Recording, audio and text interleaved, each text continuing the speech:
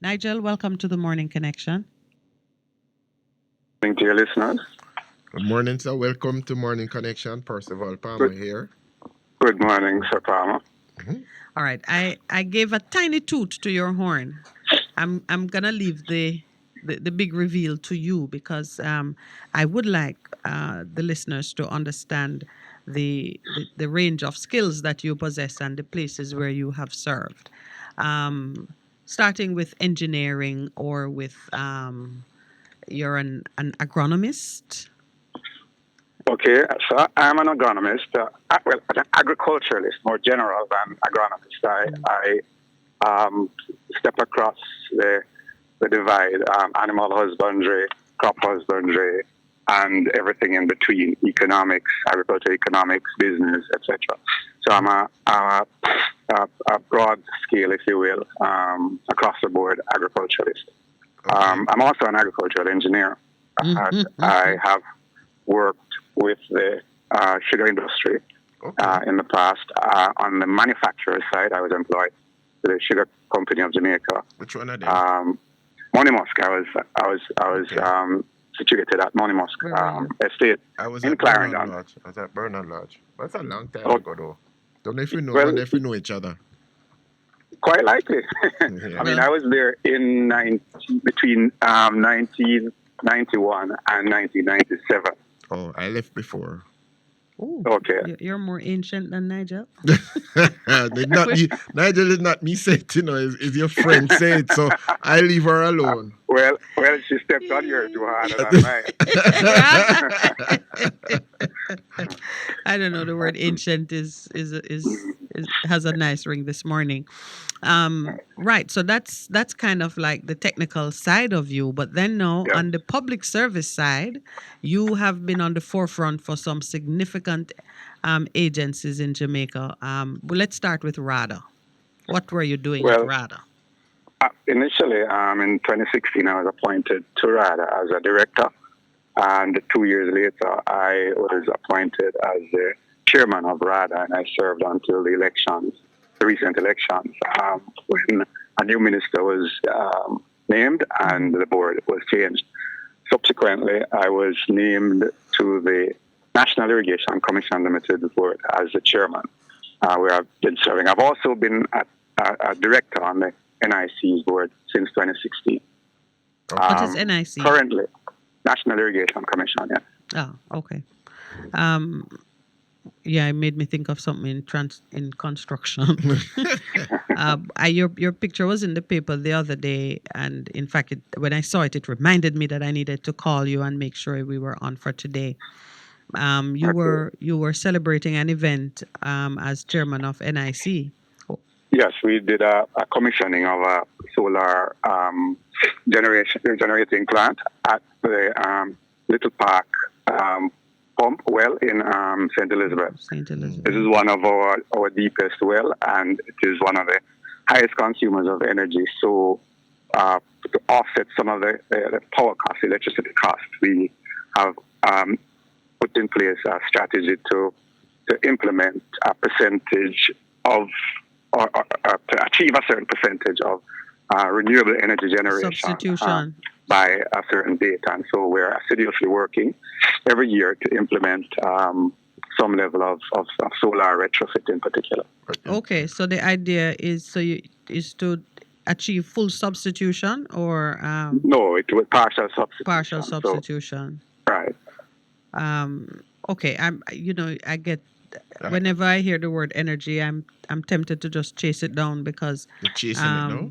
no, I'm not gonna chase it down today. That I Okay. will kind of park that one for another conversation. Today, I am now speaking to you in your capacity as the what are you, executive director manager of the All Island Secretary manager. So tell me about that association now, because we're getting So Okay, go the ahead. yeah. All Island Jamaica Cane Farmers Association, which is the body that represents all the sugarcane farmers who are delivering sugarcane to a factory in Jamaica. The association was officially constituted, if you will, in 1941. with the passage of the Incorporation and Cess Act, which recognized the association and the membership as a part of the landscape, the sugar industry stakeholders. Okay, so you're Going like the forward. all island banana growers, something similar to that. That's what you are, right? Similar to that, yes. So we lobby on behalf of the farmers. We represent them in negotiations. Mm-hmm. And we are also the entity that is mandated by Cabinet to carry out the extension services to the growers, the sugarcane growers, across the country. All right.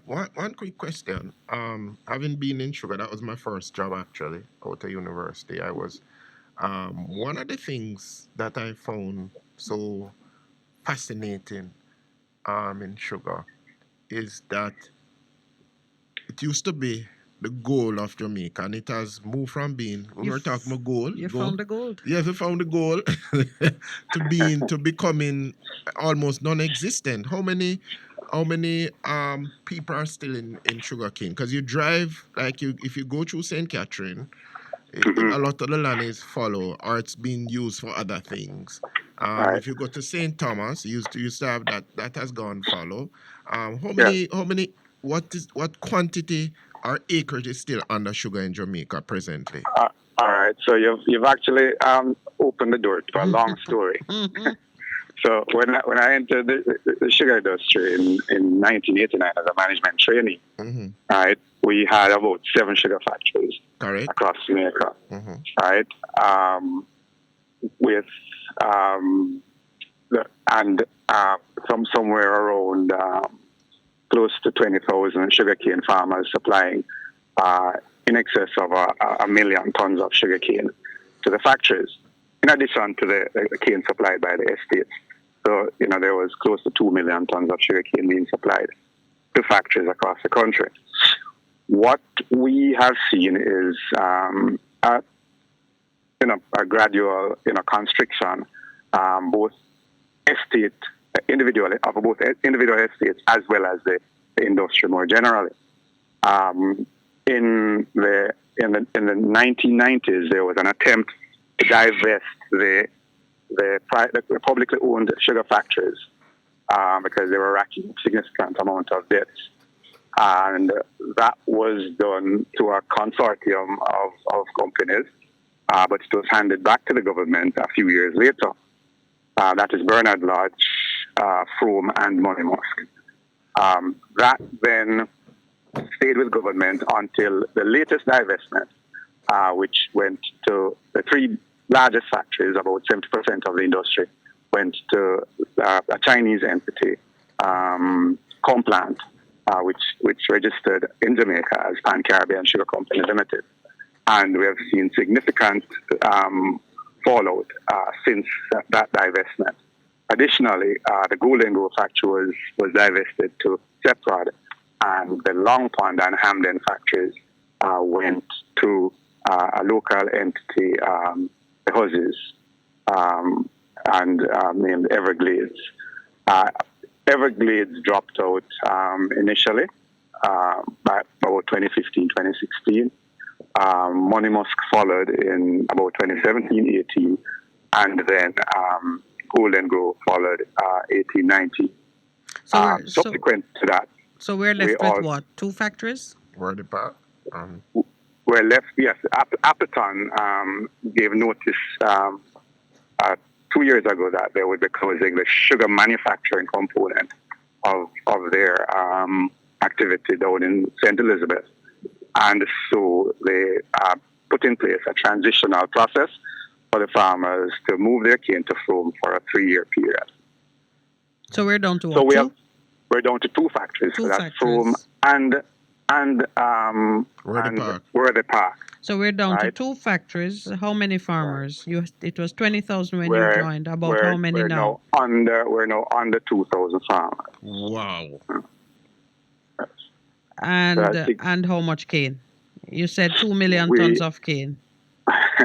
We're probably doing about 500,000 tons of cane between the 2 factories. Okay, what is that? That is a story of what? Necessary attrition, or is it a All right. story So of devastation or a story it's a mix of things. change? Minute. So we've had a situation where we have depended on a market, a guaranteed market in the EU, UK, EU over the years. We send the sugar to the mother Protectionism. country, and we got guaranteed prices. Those were good prices, which spoiled us to some extent, and we sat there and accepted these prices and did nothing to upgrade or to diversify the local industry. To the extent that today we still basically have the same technology and producing the same singular product. All right, brown I'm sugar. going to ask you to define who you mean by we. Because The industry producers, yeah, but is it the holders of government? capital. Is it private No. sector? Well, Is it both, because government retained a significant component of the industry for quite a while, for a couple of decades. Mhm. All right, so the owners of the assets of the industry, right, the holders of capital, did nothing to upgrade or to diversify the product that was developed from the factories. So while other people were doing a mix of products, energy, bagasse was used for paper production, and energy. Well, I said energy already. Mhm. The molasses was used to do either, and the juice was used to do either ethanol or sugar, depending on which of those two markets was providing better prices at a point in time. Brazil, for example, could switch on or off between sugar or ethanol. All right, So we sat down and we maintained an industry that's dependent on brown sugar. The market I want to situation ask you. changed I want to where ask you a EU was no question. longer. Yes. I want to ask a question before you go much further. Yeah. Pastor's first question said how many acreage. What was the acreage under cultivation at the time?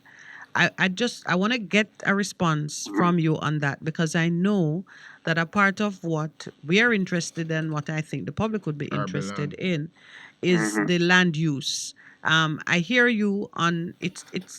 I mean, you have already sort of given a track for what the future could look like in terms of Yeah. diversifying the product mix.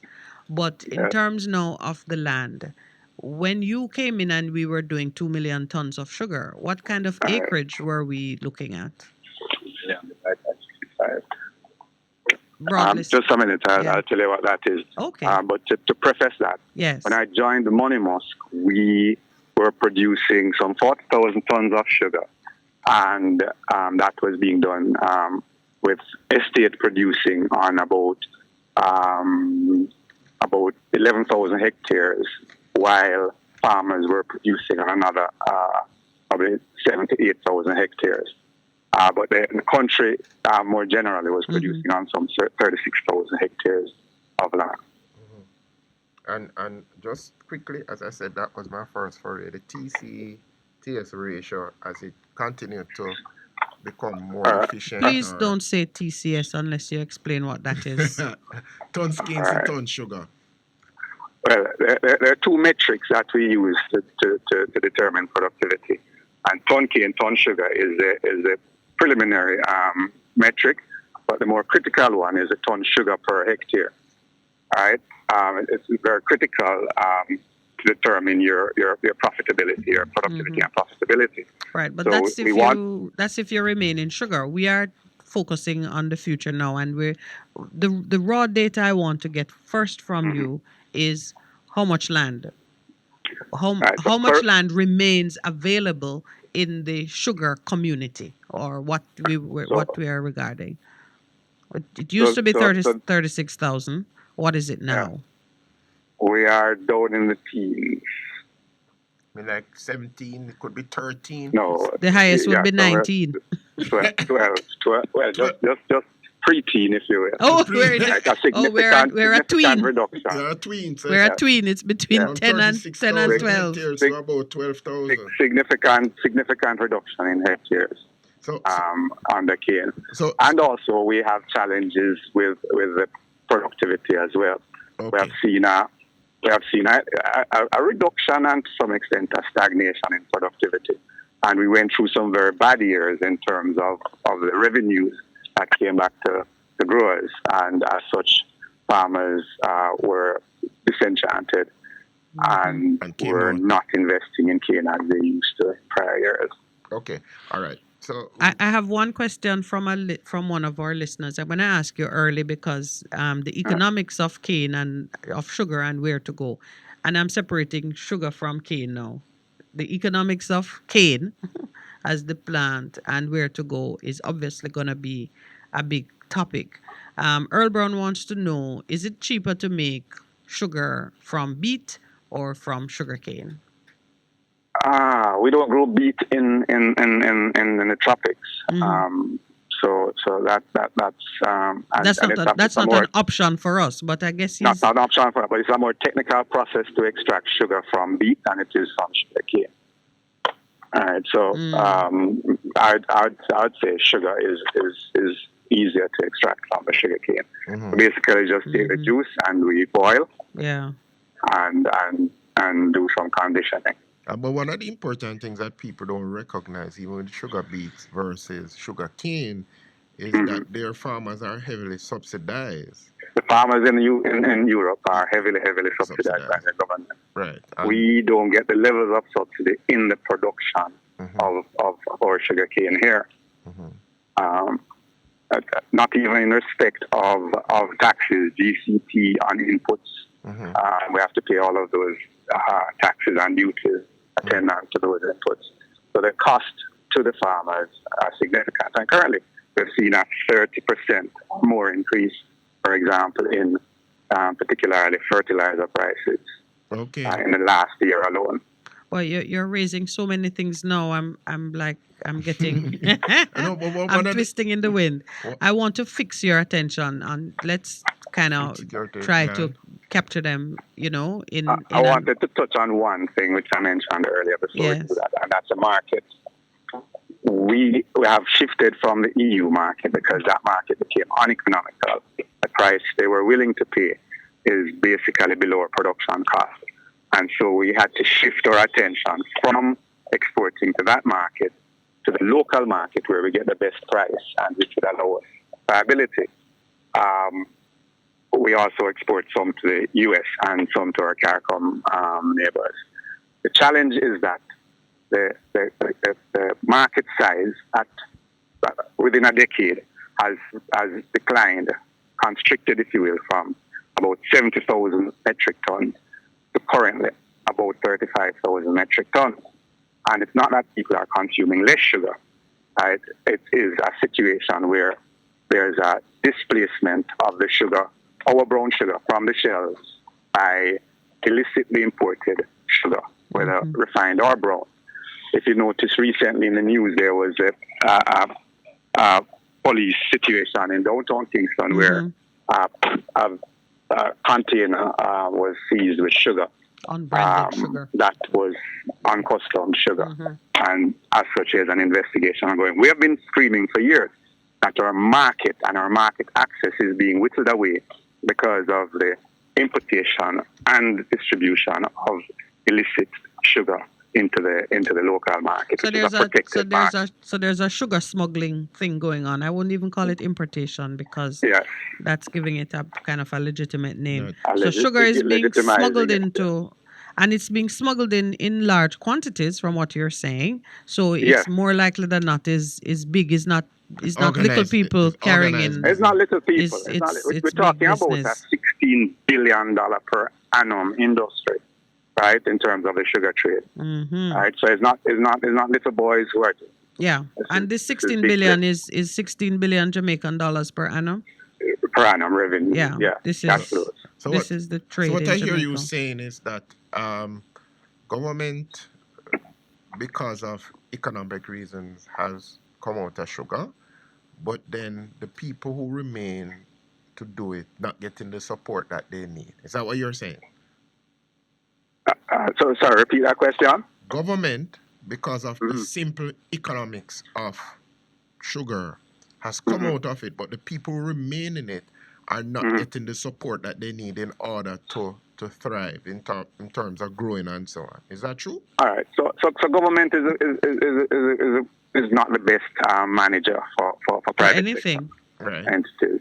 right? So let's just leave that there. I wouldn't recommend that government going into these kinds of investments. Mm-hmm. They're the best managers and have proven to be the worst managers and have proven so in the years that they operated the sugar industry. Mm-hmm. That said, there is a Sugar Industry Control Act, Right. which establishes the framework under which the sugar industry operates. Mm-hmm. Now that was put in place in 1970, right? And the conditions in 1970 and the conditions today are drastically different. Okay. And so there's a need for a change in those The law. provisions of the Act Mm-hmm.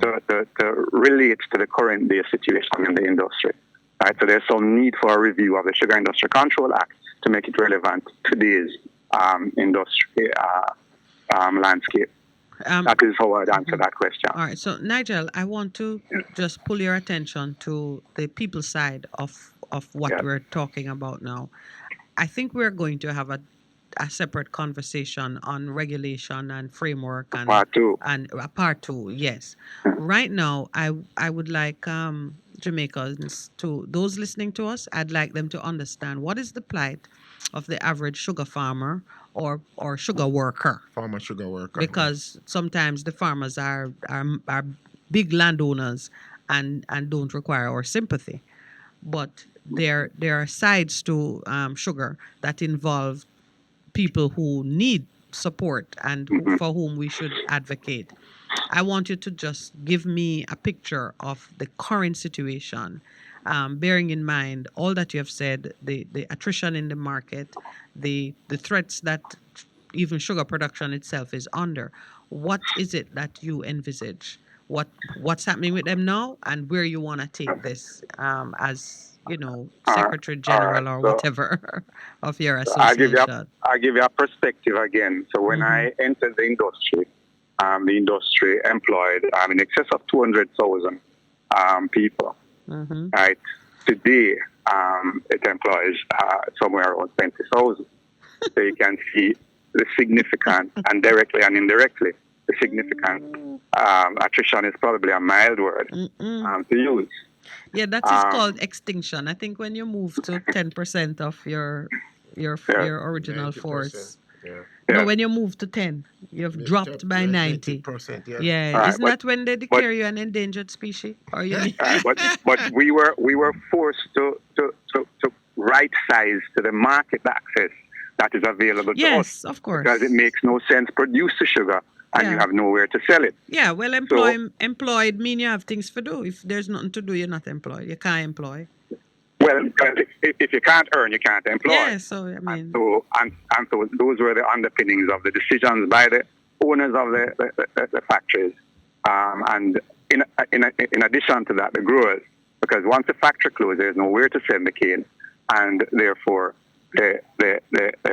both the farmers and the operators of the estates and their employees are put out of employment. So No. when large farmers and large estates are impacted, right, there's a significant fallout in terms of laborers, in terms of workers, skilled and unskilled. So so we've seen that in Trelawney, we've seen that in St. Thomas. Golden Grove, and we've also seen that in Bonnymusk and in Appleton. you So said there's you include significant St. fallout Thomas. in respect of Golden Grove the is number St. of Thomas. workers. What we have been able to do, 5 years ago we started to lobby, 5 or 6 years ago, for to take over some of the lands that have been released from sugar production, to settle on these lands displaced sugarcane farmers, workers, and affected individuals, people who were dependent on the sugar industry, to settle them as farmers on legal tenure. Those lands, right? Did that work? Yes. We have been assigned some lands in Trelawney, some 3,600 acres in Trelawney, as well as about 800 acres in Golden Grove, St. Thomas. Is that enough? And no, it's not enough. We have more demand than there is land. But we have settled some 250 farmers in Trelawney on the Long Pond lands. Mm-hmm. And there's significant, diverse agricultural activity now taking place down there. Yes. We're working to provide some irrigation water at a ramp so that they can buy water during the dry months. And Also, this is secure legal tenure, not a legal lease that tenure. you Yes, get the up and land hear that is somebody bought the land and they're moving in their right. cattle next week. Right. So the land is owned by SCJ Holdings Limited, and they have leased the land to the All Island Jamaica Cane Farmers Association for unletting to the tenants, the farmer tenants. And your tenure is how many years? 99 Uh, years? no, we have 15 years in the first instance. 15 With years. option to renew, yes. Okay. Are you satisfied with that? Does that? I mean, Well, it's it's a an start. initial. It's a start. It's a It's a start. good start. Right. We are able to give the farmers, adequate minimum 10 years lease, Yeah. so they can go and negotiate, financing from banks and credit unions to establish their businesses, Okay. and that is a good thing. And on average, how many acres would each farmer get? On the average, we're looking at somewhere around 12 to 15 acres. We have small farmers as small as 1 acre, 2 acres, and we have large farmers as much as 200 acres. Okay. In Golden Grove, we have about 190 tenants situated on those lands. So these are smaller plots. How do you become? Compared. So how do they become eligible? You have to be an existing member. Can you be a new member? Can you show up and join this week? I'm just Eligibility curious. has to do with the conditionalities that were laid out earlier. Displaced sugarcane dependent persons. So you can't be just the descendant of a slave who used to work on a sugar. If you are from the community and you operated, for example, a shop that was dependent on the sugar industry, the workers who fed there. Yes. Right, so if you're coming to base, yes, you have eligibility. Okay, so the relationship don't have to be that you were once You are a direct actually employee. cutting cane. Okay, Yes. all right, that's good to know, and I'm sure some persons are reflecting on their relationship to sugar. It seems to me, Nigel, that without slave labor, sugar proved to be uneconomic. It is economic in other countries with Jamaica, the proper structure and sorry, in and Jamaica. But the right. point Well, is saying is that if you ignore something long enough, it will die. You have a plant and you don't water it. That is It true. is going to die. Right. You've raised a Go ahead. very important point that it is a fruitful economic activity in other countries. But we have not been able to do it since slaves are removed from the equation. Is that a right statement? No, I wouldn't say that. Sugar. I mean, Worthy Park has been operating in Jamaica for a long time, for hundreds of years, and Worthy Park has remained profitable for all except probably 2 or so years in the period of their operation. So who are the owners of Worthy Park? And I don't mean by name. Where would they have fallen in the colonial structure? Are they old slave owners or old slaves? Well, they're descendants. of slave owners, and they're new investors. They're private entities currently that have invested in the business as well. So the owners of capital have managed to do it by putting their money back into it, but yes. Right, but to maintain the facility that they have, yes. To also ensure that they have adequate throughput, because that is one of the critical issues. You must have enough sugar cane to pass through your plant to satisfy that critical threshold of economic viability. So it's the newly minted independent people who couldn't do it, whether in their political leadership and planning or well, the government-run estates couldn't do it, yes. and the newly engaged owners couldn't do it. Could not do it. Could not do it. All right. On this show we take phone calls. I don't know if there are persons who want to have conversation with you, but I need to open the phone lines round about now. If you are available and can just stay with us for a few minutes, we'll open the lines and take a few calls. but I Certainly. want to confirm my interest in having a further conversation with you Mm-hmm. because, in particular, I want to know how can the rest of Jamaica be a part of transforming what is happening with both the land that used to be in sugar and support the new businesses that now need to come about From because sugar bit. they Yeah. are diversifying. Yeah, because if you recall, Nigel, you remember winter vegetables? Yes. You remember ethanol? Yes. And those broaden the base and they never really work. I was a part of the ethanol project actually at Bernard Lodge. I was a operational person there. And in what you have to do is to have a long term plan and vision with this the resourcing to make it happen. What do you think? All right. Well, I have to fill in some of the blanks. I didn't hear Oh, parts oh, of what you were saying. There was a break. oh, what I was saying is that winter vegetables was an attempt Mm-hmm. to diversify using the lands, and Yes. ethanol was another project in Right. the 80s, 90s to And these were diversify. Yes. government-run projects. Yeah, because Well, All right. remember, he already said the things the government didn't work. What I'd like to hear Yes. from you, Nigel, is what are the current day thoughts on Right. diversification? What are you pursuing? I Right. have So, opened the line, so those of you who are listening and you might want to have a quick word or ask a question of Nigel, please make sure you call. The numbers are 619-1508 and 279-8473. So keep speaking, Nigel, until you hear the phone ring, and then we see right. if, So I'll preface this part of the discussion with, yeah. with a changing landscape that is taking place in terms of the recognition of the Jamaican grown foods and products, agricultural products. There's a very high demand for Jamaican breadfruit, for Jamaican yams, for Jamaican ginger, turmeric, right? Avocado, and mangoes, Mangoes. a range of Jamaican products which cannot be competed with in terms of taste and quality. And if you look across the United States in particular and the UK, you'll see that there are products there that are coming from other places that are being labeled Jamaica, right? That's true. And that is the strength of the market.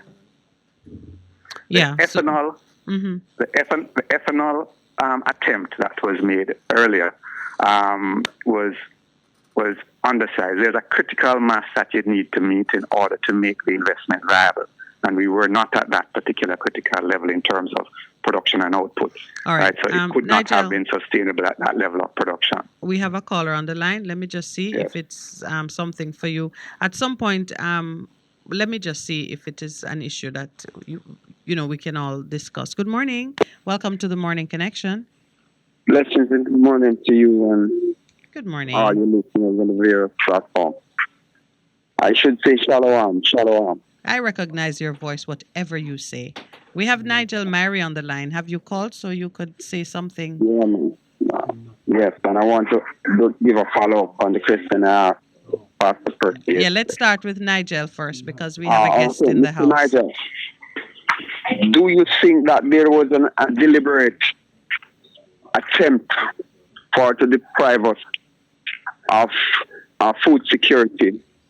Why is it that all those agricultural lands, even down behold in that area of the farmer Canefield farm, you know where I'm talking, the agricultural lands in the St. Catherine area. What was the name of that factory again? What, Bernard Lodge? Bernard Lodge. Bernard Lodge. Bernard Lodge. Mm-hmm. Yes, do you think it's a deliberate attempt to deprive us of food security? That's why the lands are now used for building houses. Those agricultural land that are exposed for hundreds of years to the sun. All right, until Samuel, you gotta let him answer. Remember, time is Okay. premium. So in any economy, in any society, we're going to have competing interests for land, and Jamaica is no different, right? Kingston is bursting at the seams in terms of where to put people to live, right? To how to supply water to communities and housing developments, and so there is a need to expand outwards from Kingston in order to accommodate a growing population. And so we have to facilitate some amount of of transition of land from agriculture or from other uses to housing. Bernard Lodge But I would say housing, just let me say this. I would say housing generally used on marginal land. You build a house on marginal land, not all right, but we are an island. We are an fertile island agricultural land. Understand something. Hold on. We're an island state and we must understand something. If we're to go into marginal lands closer to the coast, we're going to have issues of flooding and hurricane damage. If we are to go on the hills, what we're going to have is a situation of denudation of the hillsides, and that is going to affect our aquifers, and that is going to cause runoff, landslides, etc. So we have to strike a balance somewhere in between. All right. So what has been done in Bernard Lodge, let me just say this quickly, is that some of the land has been reserved for agriculture. There's about 13,000, 14,000 acres of land that has been set aside for agriculture in the Bernard Lodge area. Okay, right? so I'm going to intervene now because Shemuel, I'm going to release the line that you're on so someone else can call to speak with Nigel. And if you have another issue and you're able to call us back, I'd really appreciate that. So thanks very much for that inquiry, because food security and use of land are two big issues. So thanks so much. The engineer will release the line. Now, Nigel, I appreciate the comments you were making about the reservation of lands for agricultural purpose in the Bernard Lodge area. But I think the food security question is a larger question than how it affects just the use of the Bernard Lodge lands, and that no doubt is figuring in your policy moving forward on how you are seeking to diversifying the use of the sugar lands. So part of what drives productivity is having access to irrigation, right? Sitting down dependent on rainfall is no longer a paradigm for success. Farmers have to shift their strategy to managed irrigated systems. And so what the NIC has been doing, it has been systematically building out irrigation infrastructure across the country. All right. Where we have another arable lands, for example, in St. Elizabeth, what we were doing down in St. Elizabeth the other day. We have another caller on the line, Nigel. So welcome to my world, where you have to keep your ideas in bite-sized chunks. Yeah. Good morning and welcome to the Morning Connection. Good morning to you all. Morning. Listeners and callers and whatever. Season greetings. Nigel, I want to commend what has just been established by the Commission to do a solar plant to provide power for your activities. Needs to be repeated elsewhere in other geographical locations. This was our third installation. Pardon? No. I'm making some suggestions. What needs to be done is need to team up with the NWC as partners to do the same thing, to deal with water. Because agriculture pursuit without adequate water and water where you want it. Don't make no sense. Right. Well, we're operating in two different areas of activity. One, we're providing non-potable water. That is water that is not supposed to be consumed by human beings. Right? And they're producing potable water. So some of the water that is approved for agricultural purposes cannot be consumed by us. Yeah, man. Right? All you need is two streams. Yeah, man. So just it. So, for example, the Rio Cobre, water from the Rio Cobre is actually being shared between the NIC and the NWC. So there's already some amount of that, and there are some installations across the country where both the NWC and the NIC benefit from the abstraction of water from the aquifer. So that partnership already exists. Yeah. All right. No, I'm talking about solar. The emphasis is on solar to generate power. No power, no economical activity. So there has to be some legislative interventions because we're separately registered entities. Yeah. Right, we're a national irrigation. Yeah, form a new enterprise. I'm going to intervene now because I need to thank you, Frank, Jigsaw, Okay. for that suggestion. Oh, thank you too. Yeah, but that's important. Later. I'm gonna, yes, you can call us back later. We're always happy to hear you. And you see, I recognize your voice. Nigel, Yes. I need to thank you now for having participated in the discussion this morning. It is by no means finished, and the truth is, a show like this doesn't readily incorporate Yes. such weighty matters as we're attempting to discuss with you. I Yes. want to Yes. have some more time with you. I will figure out how best to do it so that our listeners can have the benefit of all the thinking that's going through what's happening. I'm Well, let's thanking call you this an now. introduction. Yes, It's an introduction. this is the intro. I just want to say, just before you Yeah, go, I Nigel. want to make sure that if I want to know if this call is for Nigel or I can release him after he has spoken to you. Is it for Nigel? Can you find out from the caller if he has a question for our guest? Because I'm about to release him. You speak, Pastor. All right. So you've recently done NIC in St. Elizabeth. What I found very interesting is that St. Elizabeth has so much water, but we still have problems in some parts of the parishes in terms of providing adequate water as at the breadbasket. So you have a plan now to fix that problem. Yes. So I was going to get into that a while ago before the last call that came in. Mm-hmm. So we're currently implementing Essex Valley Development Project, which is in South St. Elizabeth and South Manchester. Mm-hmm. That is to bring 810 hectares of land into access to irrigation water. And that is scheduled to be completed in 2023. Okay. So we're currently in the procurement phase of that project. And early in the new year, we should start to see activities on the ground in terms of the implementation phase. And that Also, will bring additional lands into reach. 810 hectares Yeah, that into irrigation reach reach. for agricultural productivity and affect our Right. food security. Boy, Nigel, And I gotta we're go in the because I'm close to the break and I have a just caller on hold. quickly. Sure. We have Pedro Plains, which a project will be following on the heels of that one. To Yeah. take water from the Black River for further irrigation. Okay, and Okay. Next St. time we can Elizabeth talk more again. about that. Yes, I can see that just the water conversation deserves its own time. And, a lot of our callers are very interested in the matter of food security and how they themselves can participate in, projects that will enhance the availability of food in Jamaica. Nigel, thank you so much. You've been wonderful. It is rare when the guests have more to say. And I know you have plenty more to say, so we're going to do this again. Thank you It's my very pleasure. much. Thank you All right. Have a great day. for having me. You too, and your listeners. Thank you very Thanks. much.